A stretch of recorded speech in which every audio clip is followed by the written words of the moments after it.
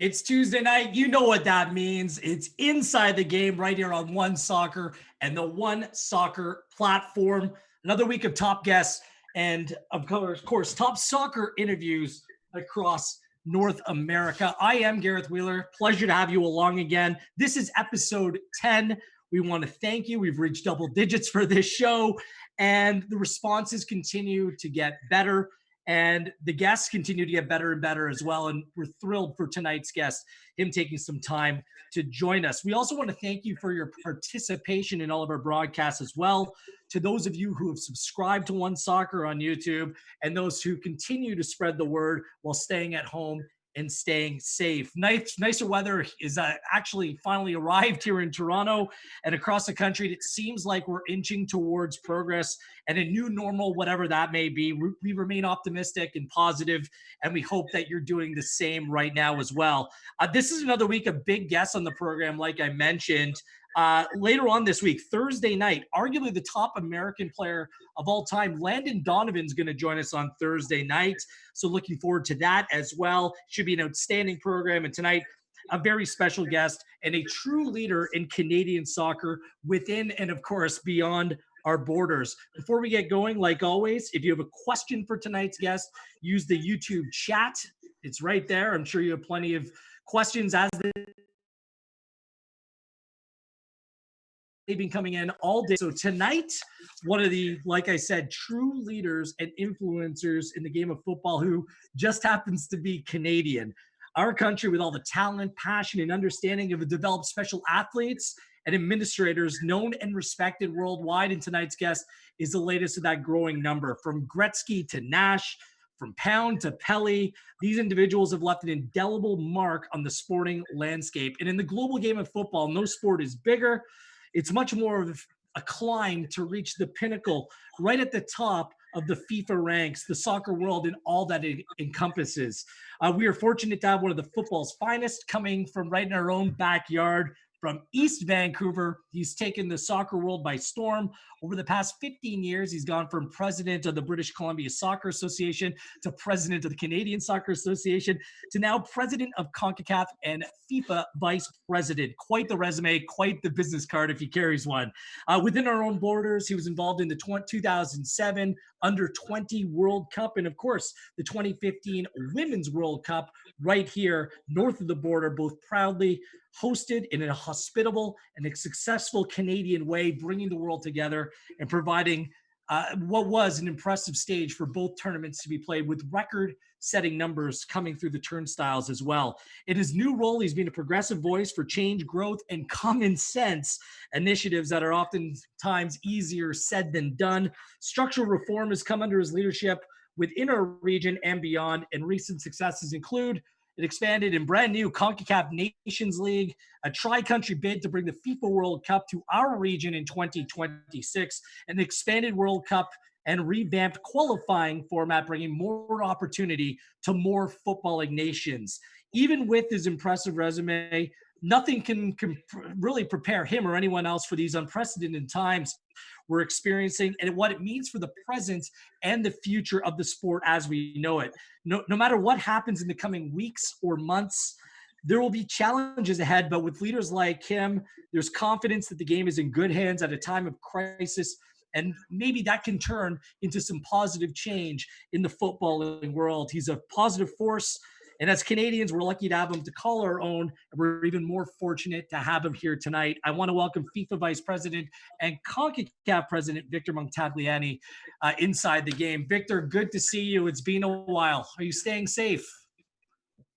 Hi, Gareth. How are you? I'm doing great. Thanks for joining us tonight. Thank you. Thanks. I guess you got the introduction. My mom sent you that email, I guess. So she did. Yeah. So very good. No, thank you very much. We're doing well out here in Vancouver. I think we're heading in the right direction with this coronavirus, and it looks like the rest of the country is following suit. In fact, some areas are quicker than others, and let's hope we can get Ontario, where you are, on board here quickly as well. And they're the surreal times, I think, even more than just difficult. But I think we'll, as Canadians always do, we'll grin and bear it, and we'll get through it, as we always have everything else. You have the family side of things and the work side of things. How are those worlds colliding right now for you and the challenges that may present themselves, Victor? Yeah, since I guess I don't know when this in terms of when it hit our shores. I think day one of panic was, I think, March the 11th or 12th. I think when that NBA player, they called off the NBA game at halftime. That seemed to be the snowball that caused everything else to go off. And I had just come back from Europe, and I had to go into self-isolation because I was in Europe for about 2 weeks, in Madrid and London and all these places. So, but since I've been back, it's been a lot of Zoom calls and Skype and whatever other platform people have, in terms of really dealing with, initially was a lot of postponements in terms of just making a call and want to postpone things. And then, and now going into more modeling mode in terms of, but a lot of what ifs, to be quite honest with you. And also daily or weekly contact with the health authorities, not only here in our region, but also at a global level to see, where we're going, what can we do, what can't we do. And, certain words that have never been in the football lexicon have creeped in, like testing and all this kind of stuff. So it's a different world. Yeah, you say the what ifs, and that's has to be frustrating for you and everyone involved, but understandable as well. How do you model and look ahead right now when there's still so many questions to be answered? Yeah. Yeah, you're right. And I think you can't really deal with the questions per se, other than with other questions. But one of the things I think is how you approach some of these things. And I guess I'm also lucky enough that my professional background outside of football has been in the risk management and insurance business. So maybe for once I get to bring that over to football. And you always obviously have an optimistic look at it. But I think when you're internally planning, you also have to work backwards. You always look at worst case scenario and then work backwards. Because obviously anything better than worst case scenario is a win. And that's the way you got to have a look at things. It doesn't matter what it is, whether it's fiscal issues, whether it's governance issues, whether it's competition issues, whatever it is, you got to always look there and then plan accordingly. And usually you never get to that scenario because that's usually by planning it that way. That's how you get out of it a lot quicker, and you put the right variables in place. But for the first time, I think probably in the history of football, other than maybe the World War, for the first time in football's history, we have to listen to somebody else. Football likes to not listen to anybody. We are, as you said, we are the biggest sport in the world, the most popular sport in the world, a sport that is weaved into the DNA of most cultures in the world. And we probably don't take marching orders from anybody. In fact, we usually give marching orders even to governments in some parts of the world, not necessarily ours. And for the first time in the history of football, we need to listen to health authorities and governments, and before we get not even the green light, before we even get a yellow light, that we're ready to go. We're going to deal with a lot of these questions that football fans have a little bit later on, and we're going to walk through your path to this incredible role that you have today. But I'm guessing, just piggybacking on that thought right there, the communication needs to be the first and foremost priority right now between footballing associations, sporting associations. I know the Korean Baseball League, they started up last night. Germany, they're training, they're moving towards potentially playing. How much communication is there, and how much optimism is there that will move forward with football in the not so distant future? No, I think the optimism is there. And, you're talking also, most of the leaders in our sport have a type A personality, if you want to say that. So they don't take no very kindly. And so, there's a lot of risk at hand too. I mean, yeah, there's the inevitable dollar signs that are at risk for some, especially some of the bigger leagues. There's survival at risk for some of the smaller ones. And then also, governments understand that, maybe sports might be the last thing that comes on board. Obviously there's more important things in life that need to come on board, even your local coffee shop and the small businesses. But even governments recognize how important the psychology is of a sporting event and entertainment. And no disrespect to Netflix, but I'm not sure we want to watch Netflix for the next 2 years. I think we want to watch some live events. So yeah, that's also important. And so we've recognized that, and but it's a challenge, no doubt. But the communication has been, and one of the things, Gareth, too, our sport is significantly different than, well, every other sport in the world, even from a governing standpoint. If you look at the sports that we're used to here in North America, whether it be hockey or basketball or baseball, well, that's just whatever it is, 30 owners or whatever number of clubs you have in each league. But let's say an average of 30 owners get in the room, talk with a commissioner, and make a decision. You can't do that in football, and the reason why is because there's three layers. There's the domestic level, there's the Confederation level, and then there's the international level called the FIFA calendar. And so you can't make your decisions in isolation. And that's why there's weekly conversations between all three levels on how's this going to go. We know domestic leagues are a priority to get them going in some form or another. Obviously, Champions Leagues are important in each confederation because they generate revenue. And then there's also the FIFA calendar, which we already postponed to June 1, and September is coming up, and we'll probably have to make a decision shortly on that. So that is a difference. You can't just walk in and go, this is what we're going to do. We're going to play on these dates. It doesn't work that way. And so that's the beauty of our sport, but it also complicates things even more. People in my world, Victor, I don't know about you, but they tell me first and foremost, they miss sports the most. It just leaves this void in their life. The competition, the action, the conversation, everything around it makes it what it is and makes it so special to so many of us.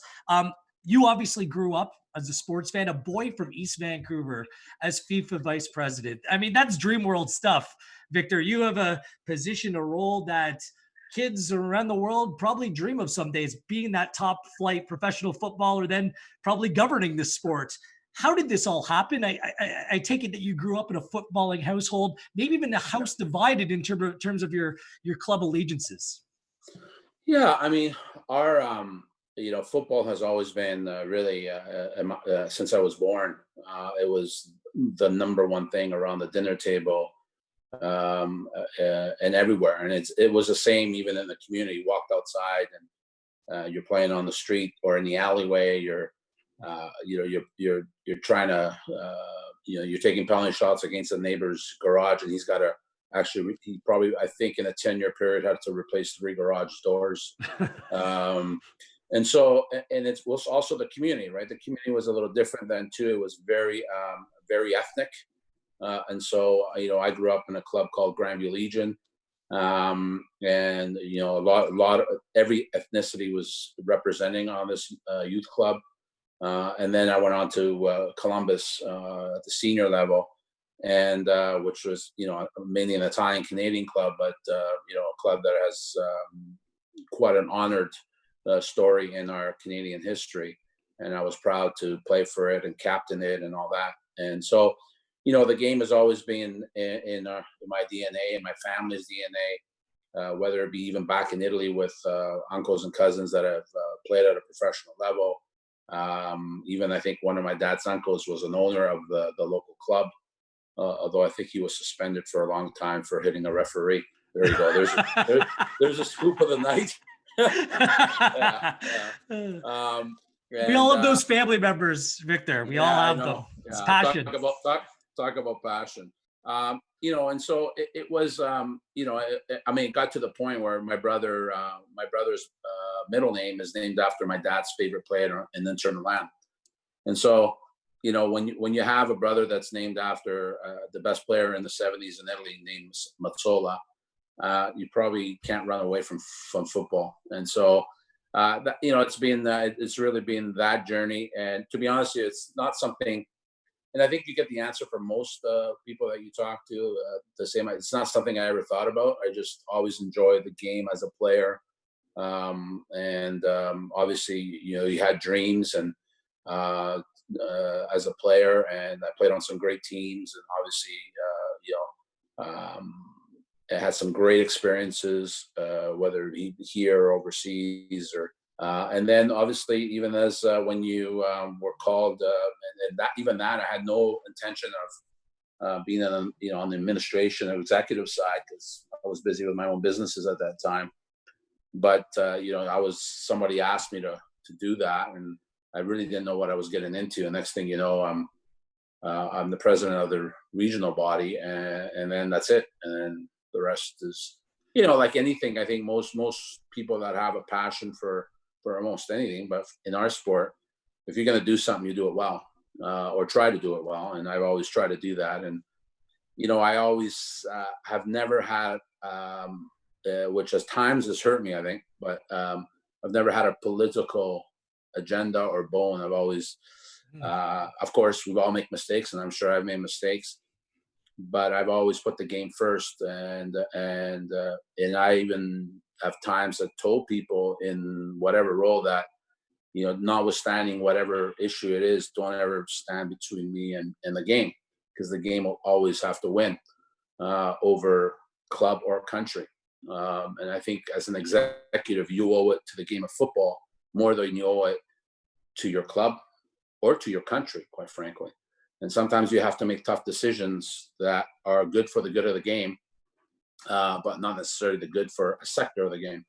And we're facing some of those issues even at the FIFA level with some of the reforms we're doing now with the transfer system and all the things that really haven't been looked at for 20 years and have kind of run away from us a little bit. And so, I think it's important to have that attitude, I think, as you move forward. But, that was born out of an early age.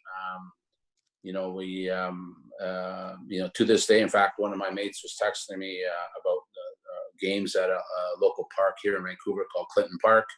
They used to have a baseball mound in the corner that you had to negotiate if you're going to play a ball into the corner. And, those are, yeah. And, but you know what, you just, that's all we knew. I mean, to be honest with you, it wasn't really I don't remember anything else, watching sports, loving sports. Obviously my family grew up as Hab fans. Because when you immigrated to Canada, I think you had two choices. So my dad chose that team, and away you go. The rest is history. So, it was, it was almost like you didn't have a choice in some ways. It was like, sure, this is your destiny, and wherever it takes you. And, it's been a fantastic experience. And to this day, to be honest with you, the thing I enjoy the most still is, every Friday morning here in East Vancouver at a local community center, there's a group of about a dozen guys who are a lot slower than we used to be, that basically played with Columbus. A lot of guys that played NASL and national team that we play every Friday morning. Obviously not now, and we play five-a-side. And that to me is still to this day, one of the greatest things I cherish is something like that. And it kind of keeps you, kind of not only keeps your feet to the ground, really, it kind of keeps you relevant to the game. The game is not always Barcelona or Real Madrid at the Bernabeu, and that is part of the game. But it's also about, older guys kicking it around, or young kids kicking it around, so it's everything in between. I think sometimes we forget that. You mentioned that you didn't kind of have a choice. You were kind of grew up into the game. You did have a choice of which team you supported, though. I'm told, and you just said it, your father was a massive Inter supporter. He drove a blue van, I'm told. Yeah, you supported AC Milan. How does that happen? How does the son of a man who's so devoted to one club go and support their biggest rival? Yeah, my dad, there's early pictures of me when I was a kid with some Inter Milan jerseys. So I'm not sure. I think there's a statute of limitations on reporting that to social services. So Right. I won't report my father to social services. But he came out of it from obviously a love of his club. Yes, you're right. He had a pickup truck in black and blue stripes. And his garage was painted black and blue stripes. He would actually, I remember my mom would have to wear dresses sometimes in those colors when they would go out to events. So Really, my mom was a trooper as well. And I actually, the first time I actually was turned, it's like anything. Usually the first time it's not so much a club, it's a player. And I remember watching Johnny Rivera in the 70s, and I thought he was a fantastic midfielder, which is the position I played. And so I thought this player was a fantastic player. And, he happened to play for AC Milan, and that was the start of it. And then obviously Milan fell on some tough times. And then obviously when Berlusconi bought it, it became an unbelievable club. The 90s was a great decade, wasn't it? Yeah. And now, well, we'll let it be for now. We won't talk about what the club is now. Well, everyone's chasing Juve, right? And that's the question: who's going to be the team that catches them? So, absolutely. Victor, you said that you didn't get into this administrative side, this executive side by design, that you're not political. What encouraged you, or what made you believe that you were the right man for the Canadian Soccer Association? You won the presidency in 2012. Of course, there was some turnover before that, but what made you want to take on this inevitably massive challenge to take Canadian soccer to a different place?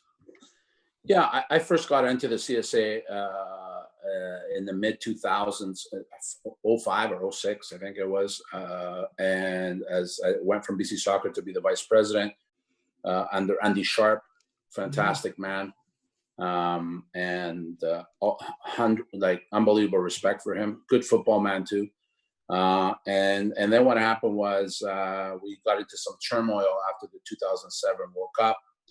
Under 20 World Cup, there was a governance crisis. We had to stabilize the ship. And then I thought at that time, I was still quite young and with my business. So I had an opportunity actually to be president at that time in 07. And I actually turned it down and supported Mr. Mastracci, who I thought, he was in Montreal and he did a good job. And then, it was time, after in 2012, it was time for me to step up. I know it was an election, unfortunately, but that's for another show. You can do a whole show on that process. But I just felt at the time, I had done enough everybody always thinks from the outside, I can, it's so easy, or you just do this and do that and everything will change. But, I had a 5-year study and I thought, what really needed to be done. And really meeting with all the stakeholders in our country. And I think the one thing that had to be done is we actually had to blow the doors open on Canadian soccer. It was too much of a closed society. I'll give you an example. My first interview as the president of Canadian Soccer, I did in Toronto on a Spanish-speaking radio network. I don't remember the network. And the guy that was interviewing me, I believe he was from Uruguay. And so I was speaking to him in Spanish. He was interviewing me, and then we went for a commercial break. We come back, and he's crying.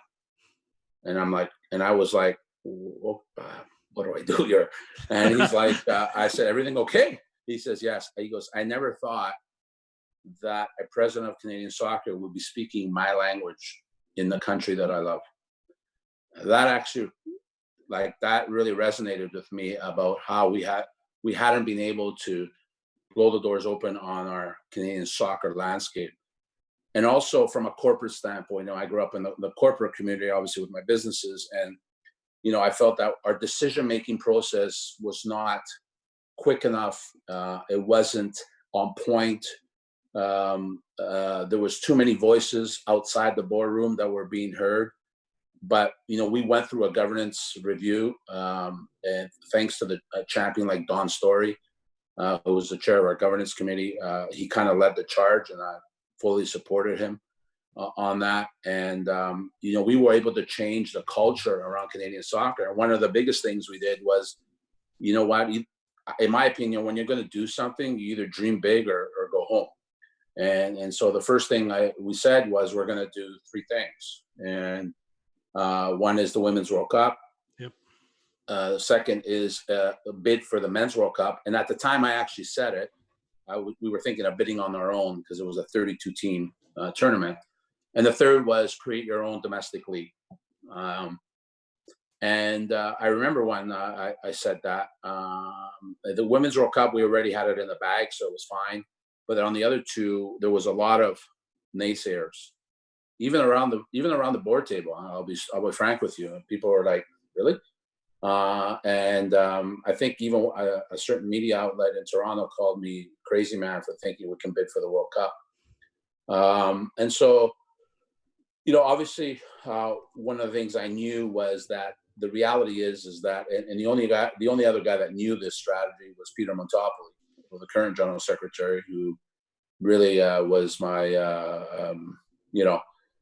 right hand. Right. Yeah, right hand, Batman and Robin, as you say, or whatever you want to call it. And he knew what the strategy was, because we both knew that I wasn't sure that Canada had the political will to bid for a 32-team World Cup and everything that comes with it. I know people say we can put on, 54 games. I'm not sure about that. And I don't mean infrastructure and the hardware. I'm talking about the software, especially back then. And so we knew that one of the best ways to do this was to do a joint bid. And we had convinced the Mexicans in 5 minutes because they didn't want to do a whole World Cup either for other political reasons, more economic reasons. So it was convincing the Americans, and that took a year and a half to convince the Americans at the time to see how it was in their best interest. And after, I think, a couple of things. I think after this, one, losing out to Russia in the bid, that left them obviously with a bad taste in their mouth. And two, I think with the success of our Women's World Cup, and don't forget, we also did the Under-20 Women's World Cup in 2014 before that. Right. And that was a big success too. So I think all that, and there was the right timing where the U.S. says, you know what, you're right. We're better off doing this as a joint bid. It's a greater message. It's a message of unity, and that's how it was born. Victor, out of those three accomplishments that were kind of, front level stuff that people could experience and see on their own, the Women's World Cup, the 2026 bid, or the Canadian Premier League, the birth of it, are one of those things. Are you proud of one of them more than the others, just because of the work that was required to put into making it happen? No, I mean, it's like if you have 3 children, you don't love one more than the other. Or yes, you do. Yes, you do, Victor. It's the first one. Nah, always. I have 2 girls, and I don't. Yeah, no, it's not. I mean, listen, I know from a legacy standpoint, the one that will have the most resonance will be the league, no doubt. I think the other 2 will be and as we saw with the Women's World Cup, it was a tremendous injection into our ecosystem of Canadian football. And it wasn't just about women's football, it was about football. And that was the uniqueness about hosting the Women's World Cup in Canada. It wasn't about the women's game in isolation, it was about the sport, which I'm not sure you can say that even in France, with all due respect, or in other countries. And the Men's World Cup will be a massive success, and will be a fantastic platform. But I think long term, the legacy needs to be the league, because I think for any country to be relevant in the sport, you have to have your own national league. It doesn't matter what level that league eventually gets to. Hopefully, not everybody can be the EPL and the Bundesliga. Let's be honest. But if you have a league that is creating opportunities for your athletes, for your coaches, for your administrators, for your media, for everybody, I think it bodes well for the sport in your country. What did you make of the first season of the Canadian Premier League? It blew me away. You'll have this sort of idea in your head and a vision. And I was lucky enough to cross paths with Bob Young and Scott Mitchell, who shared that vision. and really who were the they're the one. I guess I had the chassis and the engine, but I needed somebody to put fuel in it and drive it. And so they were the guys that were really at the forefront. And then obviously you have more people that have now come on board, and with the ownership of the clubs and the leadership at each club, and it's just now created a snowball of leaders within our sport. And but in terms of what blew me away, I think was more, I always thought it would resonate with our Canadian fans, and it did. But what actually surprised me was the level of football on the pitch.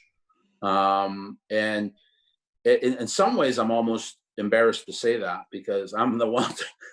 Me too. I've been screaming at the top of a hill for forever, saying, "Give our Canadian boys a chance. Giving our Canadian boys a chance." That was the whole reason.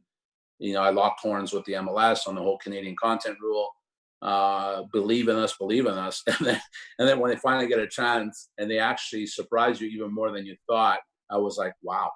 And so that really surprised me the most, was the level of play on the pitch, and seeing some of these Canadian boys that finally had a chance to show what they could do. So it was a pleasant surprise, and I'm happy it ended up that way.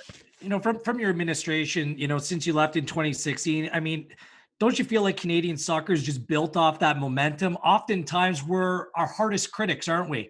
Like you said, No one thinks that we can host the World Cup. I was in South Africa in 2010, and I wrote a piece about that time, that in the not so distant future, why not? Why wouldn't Canada be able to host a World Cup? FIFA and the CSA, they get along. They hold Canada in high regard. And it just seems like finally, Victor, this country's got a little swagger, whether it's because of the professional league, the performance of young players, the success at the club level. Do you feel that as well? Like coming out of your administration, where maybe things were a little bit low and now it's really taken off to a certain degree? Yeah. No, listen, I agree with you. And I think hosting the World Cup, the World Cups that we hosted, the under-20s, the Women's World Cup, and now getting this World Cup, gives us credibility in those hallways. Some of the work that's been done by Canadians within the FIFA world, and in fact, I remember one of my first meetings 4 years ago on one of my committees that I chair, and we were dealing with some pretty technical issues that are really issues that Europe faces on a daily basis, and South America as well, as it relates to player contracts and transfers, all those issues. And now obviously we're facing them here in North America with our leagues. And we were talking about this, and I never forget this. I had a guy come up to me who remained nameless, but European, say to me, he goes, "Wow, you're Canadian, eh?" I go, "Yeah." And he goes, "I can't believe that Canadian knows all this." Right? And I'm looking, Really? and I'm looking at it. Yeah, I swear to God. And I started laughing, and I said, "Well, there's a lot of us that are like this, because we're, obviously, they come from that thing where we're a hockey country and we have no football. But a lot of that sort of stereotype has been broken down and changed, and it's happened at all levels, and even at the player level, right? With somebody like Alphonso Davies, right? He breaks that mold. And some of the players now we have, obviously Atiba as well. All these players are breaking the mold, and so it's important to do that at every level, player level. Obviously, I think the next frontier has got to be coaches. Hopefully, we can get some of our Canadian coaches beyond into bigger clubs where they have opportunities, and I think that's a key for our league as well. Because listen. You can get your education at the CSA and go get your badges, but that doesn't mean you're developing as a coach. You have to work in the game to develop as a coach, because you can have every badge you want, but if you're not coaching, they ain't going to do anything for you. It's interesting that you say that. It's just, I look at three things that provide the biggest challenges for the growth of Canadian soccer. One's climate. It is what it is. There's nothing you can do about it. Two, Yeah. geography. It's a massive country. Nothing you can do about it. But the third thing is finances. And I wonder about Alfonso Davies and potential success in the men's national team program, Christine Sinclair, the women. Like, how does Canadian soccer harness what they have and take full advantage to put them in better stead? Yeah. I've always said, I remember people would always say that, we have to find a way to galvanize Canadians into soccer, right? And it's not Canadians we need to grow the consciousness of, because whatever we are now, 37 or 38 million people, that's not the consciousness we have to raise. It's the 3 million people that are involved in the game. That's the consciousness that we have to raise. And that's where it has to start. And so when we talk about cultural shifts and cultural change, it's the people that are within the game that have to realize that it has to be a football first mentality. It's not about your youth club winning a provincial championship. If it happens, great. I'm not saying don't celebrate. But you as a leader of that club, or the coach of that club, needs to understand that there is a bigger world here for you and the kids and your club. And you need to play whatever role that is. And same with the provincial organizations. With all due respect, a lot of provincial organizations sometimes think they are the CSA. They're not the CSA. They're part of the CSA. That all has to be, we have to understand, and this is one of the issues of governance that we still have in our country, is that we've changed governance at the boardroom table. But what we haven't done is people have to understand how things work in other countries and culturally how it works. So for instance, we always think that, well, you have to have, you just need professionals around the table, not football people. No, because you need football people. People that, what I mean by football people, if they have a professional background, that's a bonus, absolutely. But if you are not in football and not thinking about what you need to do, A, for your club, or B, for your province, or C, for your country, and that's all aligned, I think you're going to have a difficult time. And you're going to make the job harder for people that are in those positions, whether it be the CSA or the provincial organizations or even the Canadian Premier League. And so I think it's that to me is what is the next frontier for us in Canada, is that we can't have events like a World Cup, like a league. We can't have them in isolation to be successes on their own.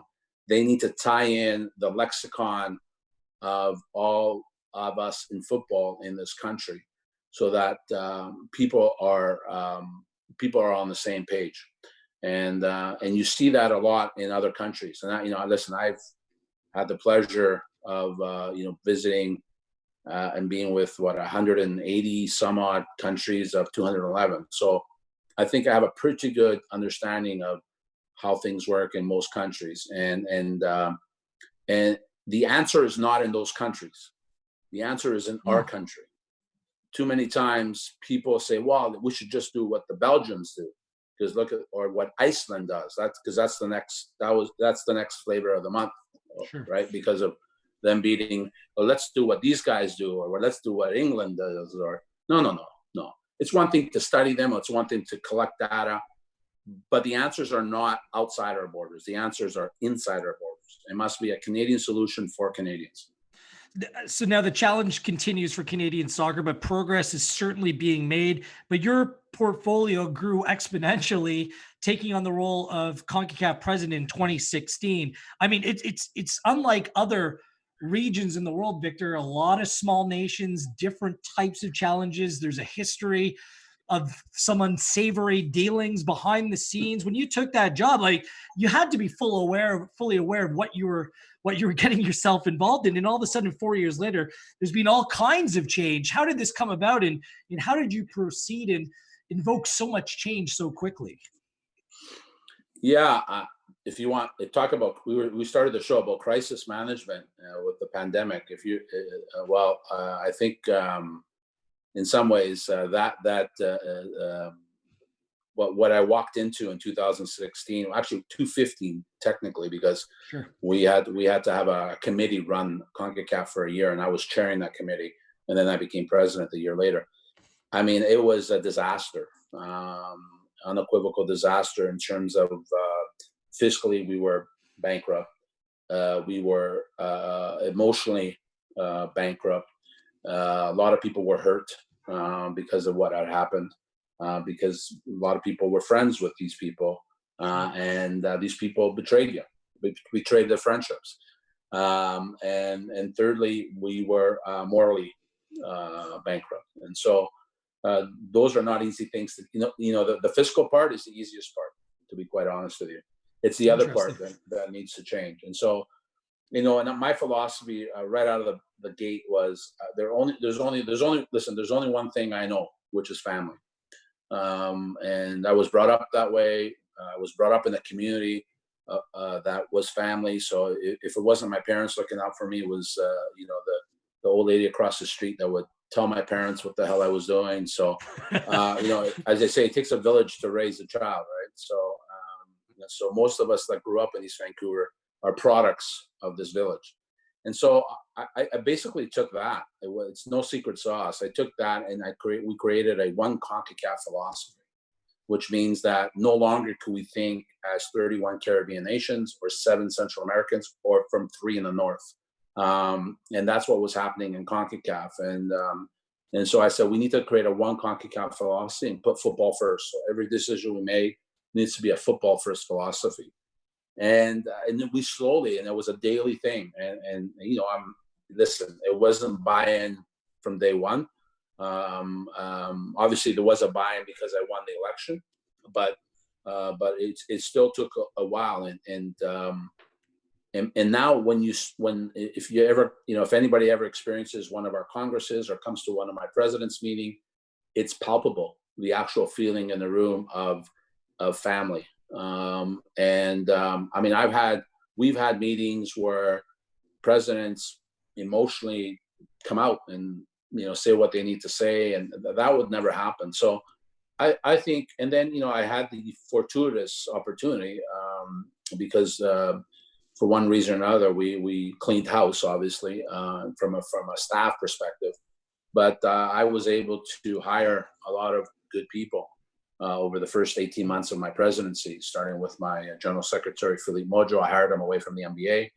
And so when you have good people, it makes your life a lot easier. And so it's been really that. It's been about people because football is about that.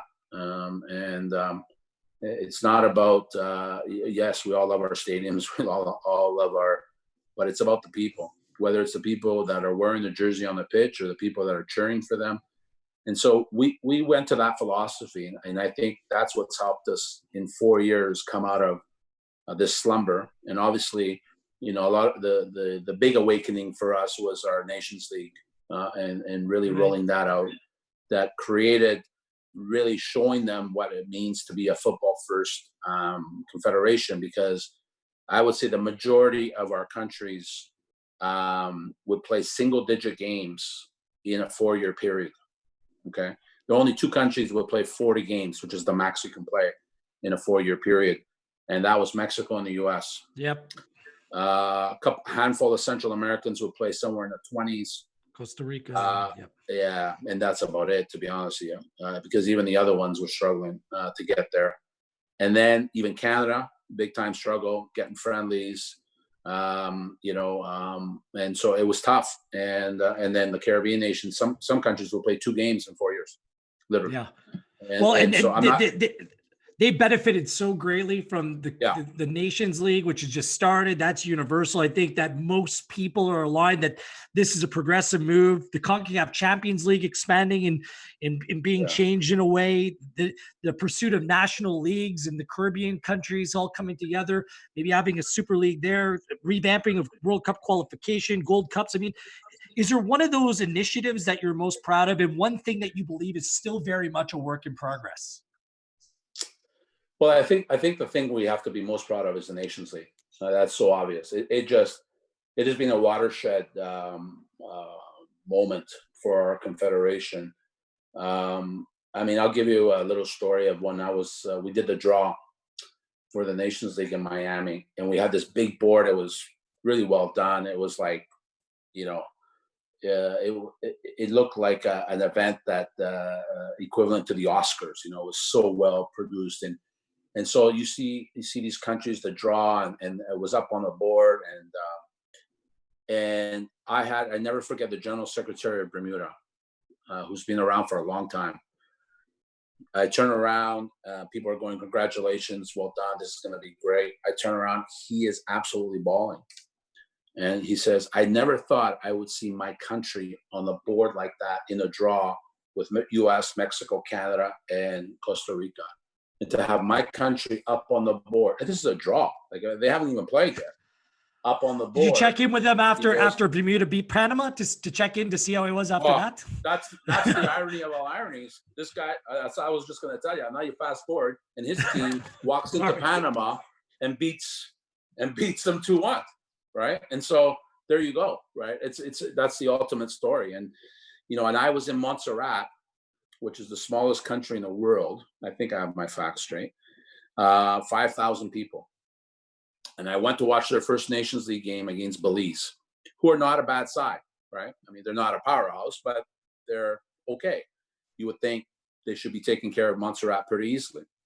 So I go watch this game in Montserrat on this stadium. It is one of the most romantic footballing stadiums I've ever been to in my life.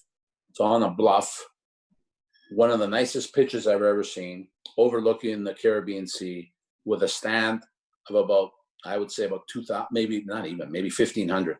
And so there was 3,500 people at the game. 70% of the population of the country was at the game. Wow. And Montserrat scores late in the second half on a screamer, actually, in the top corner. And they go absolutely crazy.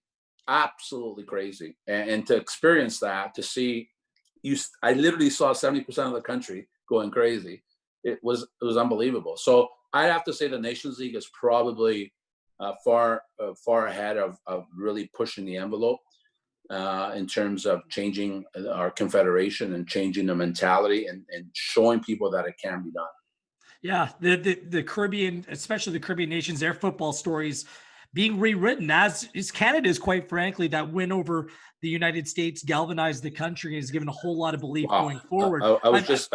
I was just going to say that. I don't, other than the 2000 Gold Cup win, I'm thinking that is the biggest win for the men's team in 20 years. And it came because of the Nations League, because the Nations League gave Canada an opportunity to play in a meaningful match against the US. So there you go. So it's not just Montserrat, it's also Canada, who had the same experience, just obviously different. We have loads of viewer questions coming in, and the one thing that Canadian supporters would criticize, well, not criticize, because it's just the way that it's happened to work out, and no one could have predicted COVID. It's the qualifying process and what it means for Canadian football being outside the hex as we stand right now, not knowing on where things are going forward. I'm assuming that that's still very much a work in progress. What World Cup qualifying is going to look at going forward, especially considering there could be host nations. I don't know if you can confirm or deny this, but in 2026, if 3 CONCACAF nations are all part of the expanded field, then maybe the qualifying process looks different for that. So maybe you can walk us through the thinking behind this, where we stand now or where we may be going. Yeah. So let's go back, because I think it's important to know how we got there first with this format. And so the first thing is, we knew that this format was going to be a one-off, because it had to change again after 22 because of what you just said. 3 of our nations, although it hasn't been confirmed, but are likely going to be automatically in. But we're going to get more berths as well, because it's 48 teams. So we knew it was going to be a one-off. And the other problem we had is when we actually did this in 2017, I guess, actually starting late 2016, we looked at the whole ecosystem of games. And what we looked at was World Cup qualifying, and really there was nothing else. And Gold Cup with 12 teams, with Canada, US, and Mexico automatically qualifying, right? And we're like, this is ridiculous. So what are we going to do? We're going to expand the Gold Cup. We're actually going to have everybody qualify through the Gold Cup, through our Nations League. So no more automatics. If the US doesn't qualify, guess what? They don't qualify. And so what we noticed was we went from 100 games in the Confederation right, in 4 years to over 500. Wow. Okay. So now what's happened is the Nations League ate up the entire calendar. So now World Cup qualifying, what we noticed was usually it would take 20 weeks, 22 weeks to do round 1 and 2 and 3, and then the semifinal round, which Canada usually would be slotted in based on FIFA rankings. So we've always have used FIFA rankings. So Canada would be slotted into the World Cup qualifying either in the semifinal round or even some years before that, because I think one time we played Dominica home and away. I remember that, and then from there we went on to the semifinal round. Well, that was established by the FIFA rankings cut off on a certain date to see where Canada would be playing in that sort of 5 rounds. And obviously we've never gotten to the 5th round, which is the Hex. That takes about 20 weeks, 22 weeks, depending. We noticed that we didn't have those 22 weeks anymore because we made a decision that Nations League was way more important than worrying about that system. So we had to figure out a system where we could do it in 6 weeks, because you have to get you would have to, and everybody confirmed. So, and this wasn't done in my office with my general secretary. This was done in a series of meetings with the 41 member nations over 3 years. So everybody was at the table, right? Including Canada, okay? And so over time, we decided this is the best way. We would have a Hex still, because people still wanted the Hex, even though I'm not a big fan of it personally. But hey, they're my members. They still want the Hex. But we wanted to keep the dream alive for the rest of the 29. Because what we noticed was in the 5 campaigns before, 29 of our countries would be watching the Hex. They watch 6 teams play football for 2 years. Yeah. I don't know how that's good, right? No. So we decided to create this other, whatever you want to call it. I've seen a bunch of names for it. The Survivor Series. What do you like? What do you like the most? And so I don't know, to be honest. So group stage and then quarter semifinals, knowing full well that the top, I would say 8 teams in there, ranked 7 to 15, would get likely into the quarterfinals with no issues, right? And quite frankly, if you didn't get to the quarterfinals, you don't deserve to be in the Hex. Right. And then it would be some great home and aways between those final 8 teams. And so we looked at it, we presented it. It was all signed off, all done, by all 41 countries, even the 6 countries that can't qualify for the World Cup, right? Which are the French and the Dutch nations in the Caribbean. And so what happened was, then we announced it.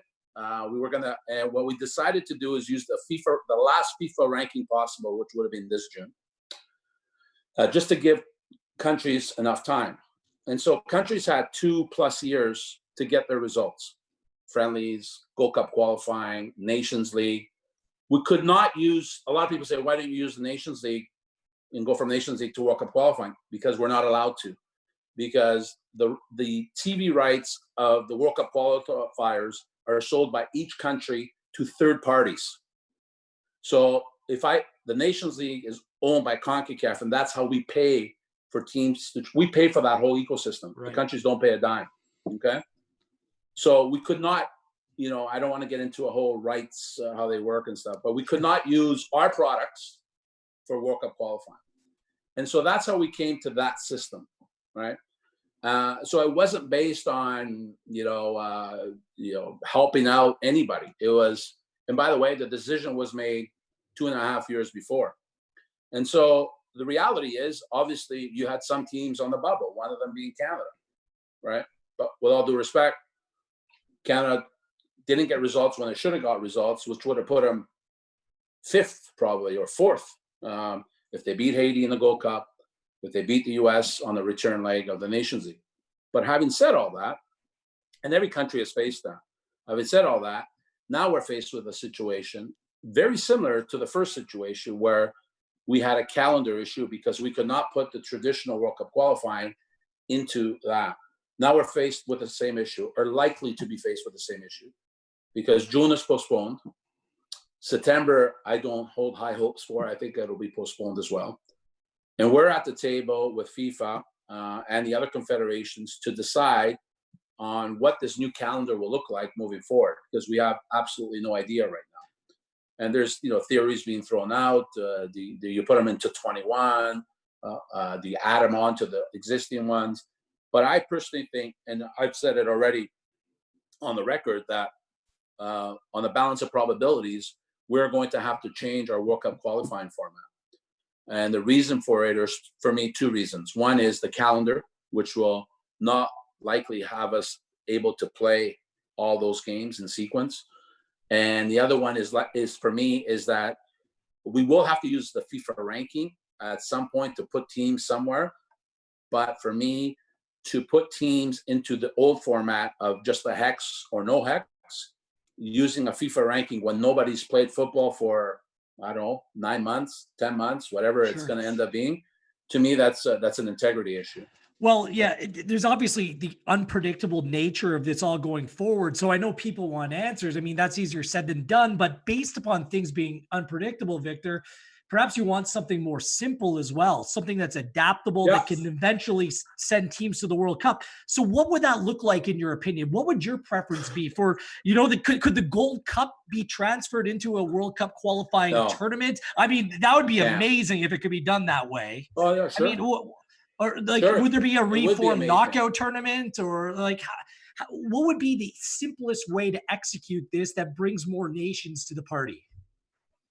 Yeah, so unfortunately, we can't use the Gold Cup because it's the same reason we can't use the Nations League, because it's a CONCACAF product, and and you can't play in that product and then go into a product that's owned by somebody else. Okay, right. And so we can't do that, unfortunately. Although, listen, I would love to do that, trust me, but we can't. So it's reformatting the current one. So you're going to have 35 countries. And until we know from FIFA how many windows we have, it's going to be very hard for me to even say it's this, that, or the other, because even on some of the modeling that perhaps my competitions guys are probably working on in their basements right now, depending on what this calendar looks like, whatever you've thought of or worked upon you might have to redo that. So I think one of the things we need to keep in mind is that whatever the format is, it has to keep in mind sporting integrity. Yes, you're going to have to use FIFA rankings to start somewhere, because that's the reality of our confederation. And in terms of having 35, which is a weird number to start with, I wish we had a better number.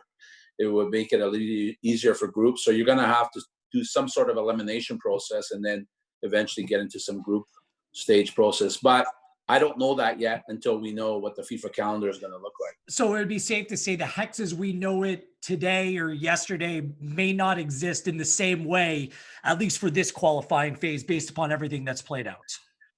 Yeah, I think on the balance of probabilities in terms of what has happened so far and what likely will continue to happen, that the current World Cup format will have to be changed, which means ultimately that the hex will have to be changed into some other form of, obviously it will be bigger, but what that number is, I don't know until we have a calendar. This will kind of give Canadian supporters a sigh of relief, but also great anticipation with the rest of the footballing world to see what things look like. Victor, I want to hammer through some other. Go ahead, Victor. Yeah, absolutely. No, it's funny because talking to some Canadians, there was actually of two minds. Some that didn't like the format, and others that actually thought it was quite good because they felt that a young Canadian team had time to build its momentum. And eventually, if they were going to play the fourth place team in the hex, who probably was going to be pretty tired, that this young Canadian team would be fresh enough to get that intercontinental playoff. But you know what? That's the beauty about football, right? Everybody has an opinion. Nobody's right and nobody's wrong. But at the end of the day, the decisions will be made by us in terms of how we move forward. We all agree that more nations involved for longer is a good thing. So in practice, if this didn't happen, it would have been intriguing to see how it all played out. I want to quickly go through a couple of fan questions. I hope you don't mind, Victor. The 2026 Canadian host cities, it seems like there's going to be some shuffling there, so maybe more time for things to be cemented. I know right before this pandemic hit, the FIFA people were in Toronto, checking out sites, venues, presentations. Where do things stand on that? And I know your city that you're in right now, Vancouver, initially said no. Potentially, does the door open for Vancouver to come back into the mix?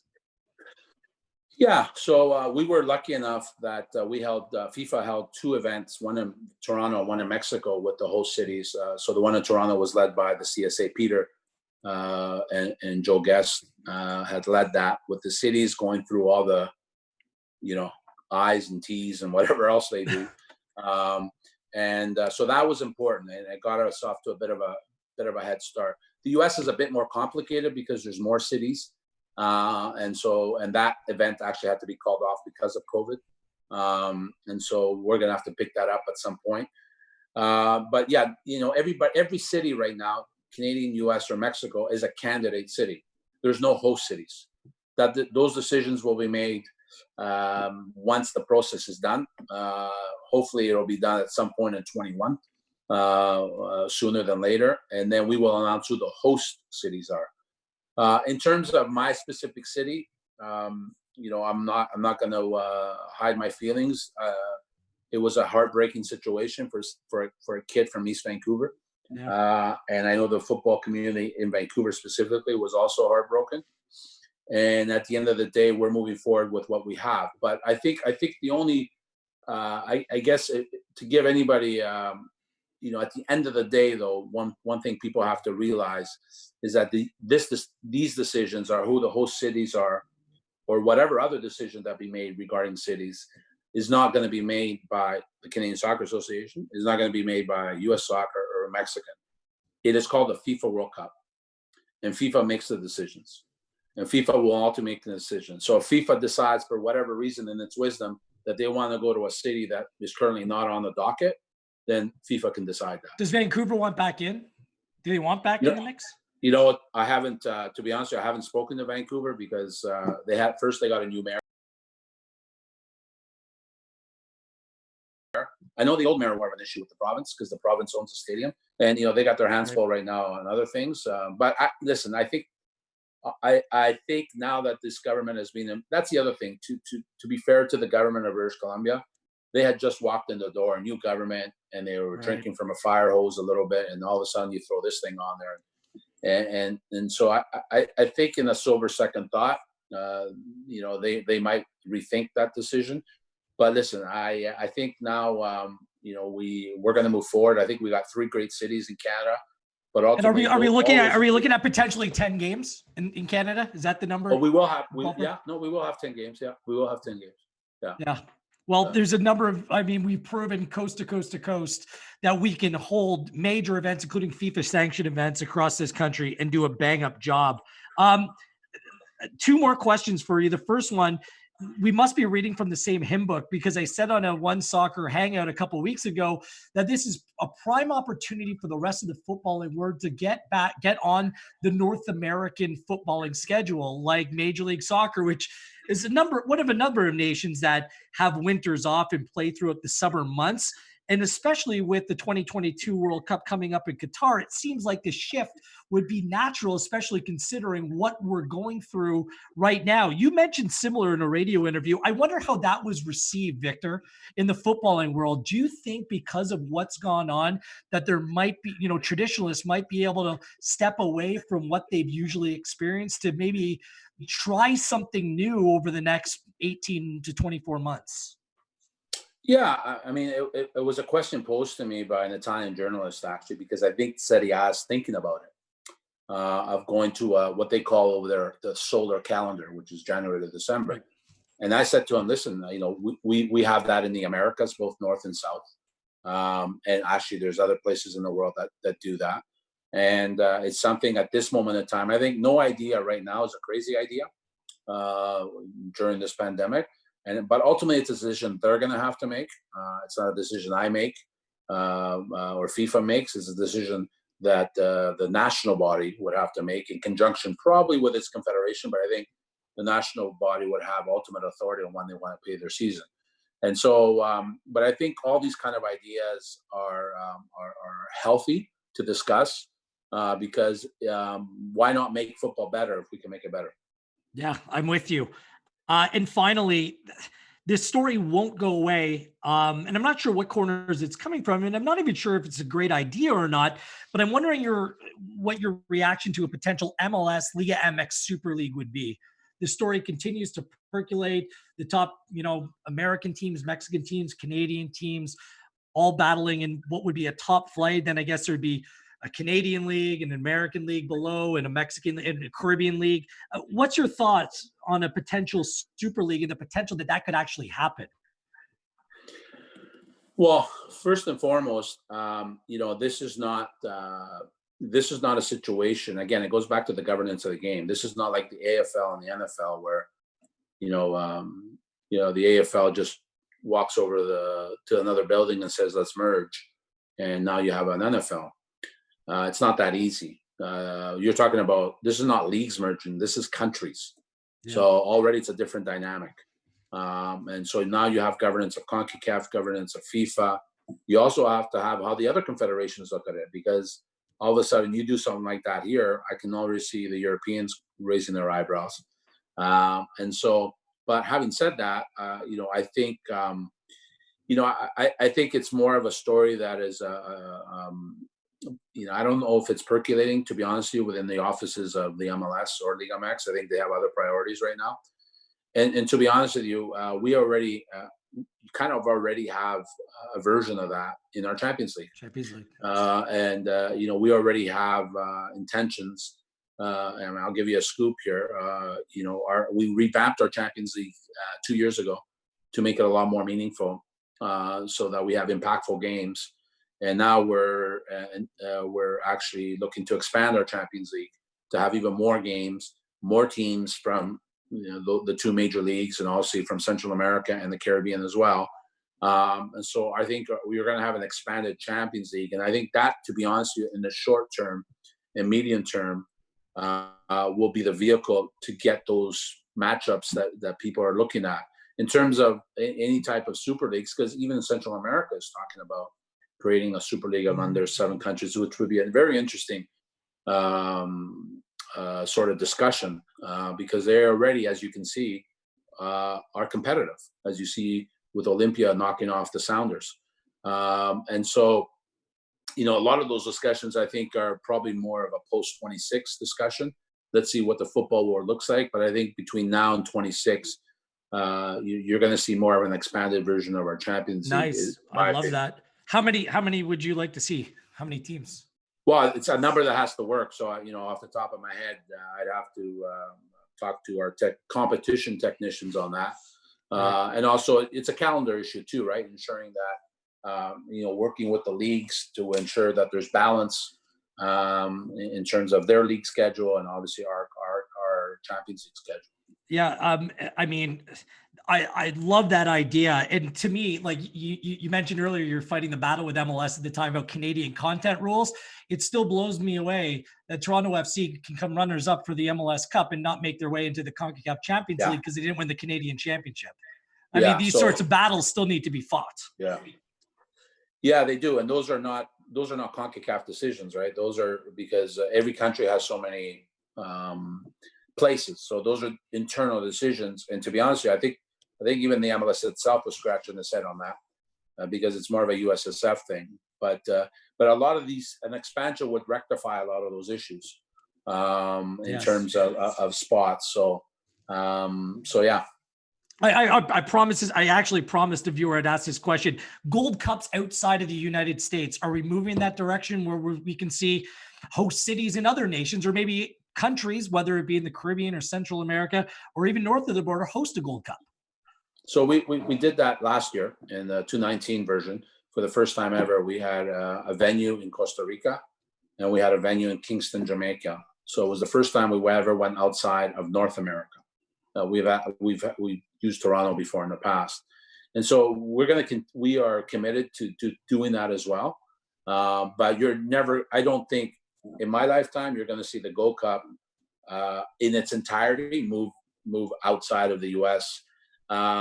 It's just because similar to the FIFA World Cup, the FIFA World Cup creates 95% of the income for FIFA. Sure. And that income gets redistributed to its to its members for development. Well, the Gold Cup is our World Cup. And so it would be not a very smart move to move the bulk of what feeds your membership outside of the U.S. or North America for that matter. Victor, this has been outstanding. I'm sure your to-do list is incredibly long right now. I wish you and your colleagues nothing but the best in trying to work out what this new world's going to look like. And I know with you being part of this group, the footballing world's in good hands. So we're looking forward to seeing the football back again.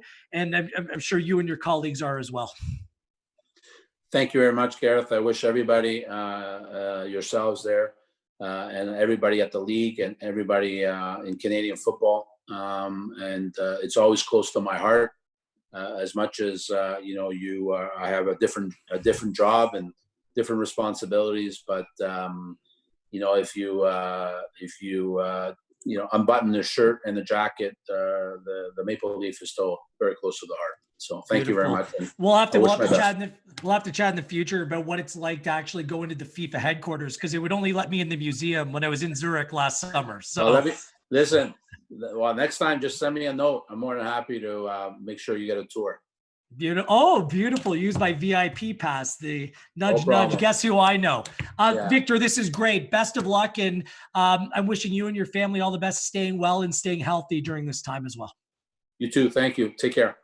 CONCACAF President and FIFA Vice President Victor Montagliani joining us here on Inside the Game. I want to thank Victor, everyone at CONCACAF as well, for helping to make this possible. We'll be back Thursday night, 7 p.m. Eastern Time.